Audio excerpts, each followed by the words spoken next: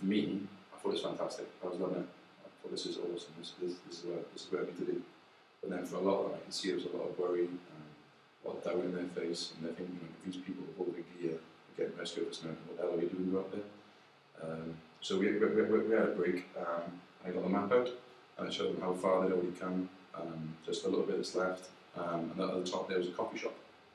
And they're like, what the hell is a coffee shop?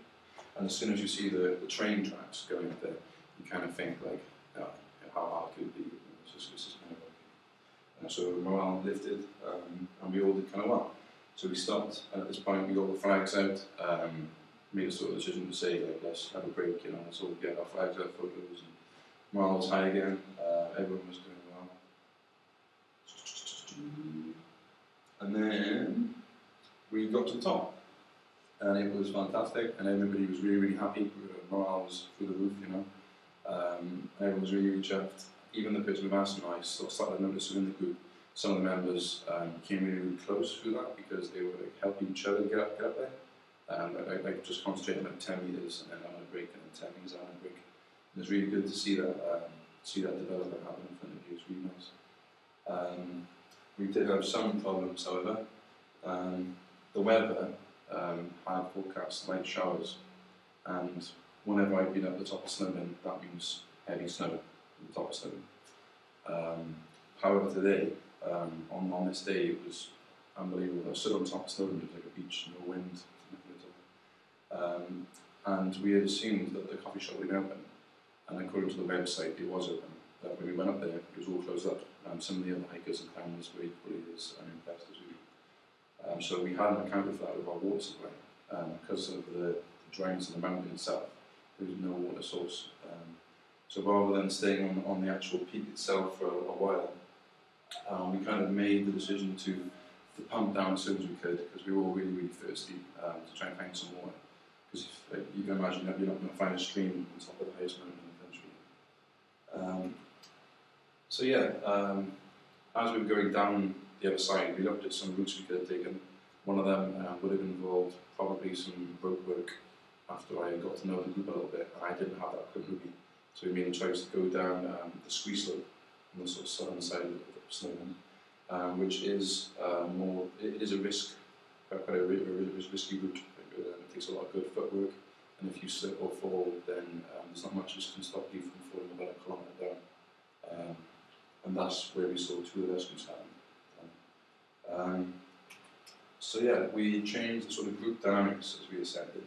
This part here is the kind of reasonably stable part, and then it dips down where you're sort of on your hands and knees climbing down a little bit.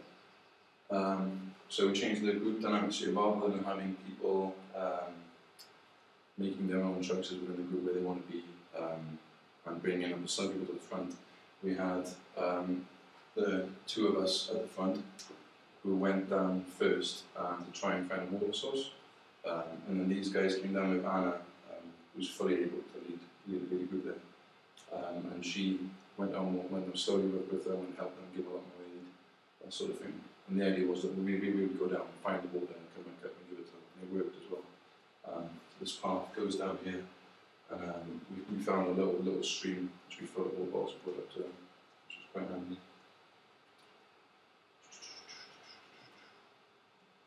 So yeah, and then we got down to the bottom, and we found a fantastic campsite at the bottom.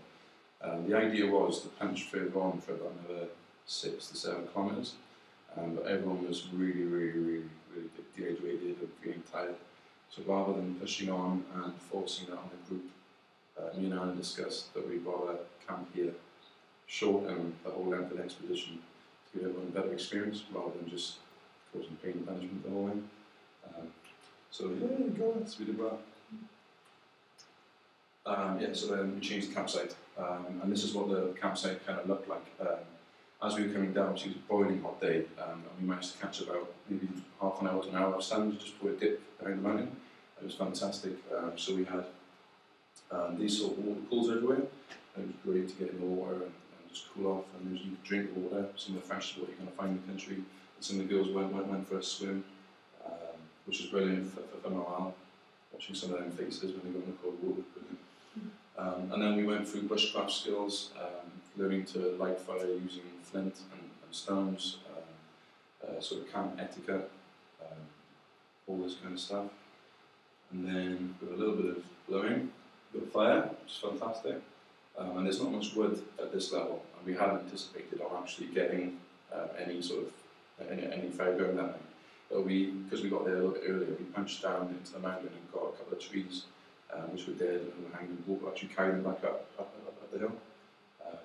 And then we had we had a fire on the stone, so we weren't going to leave any scars there on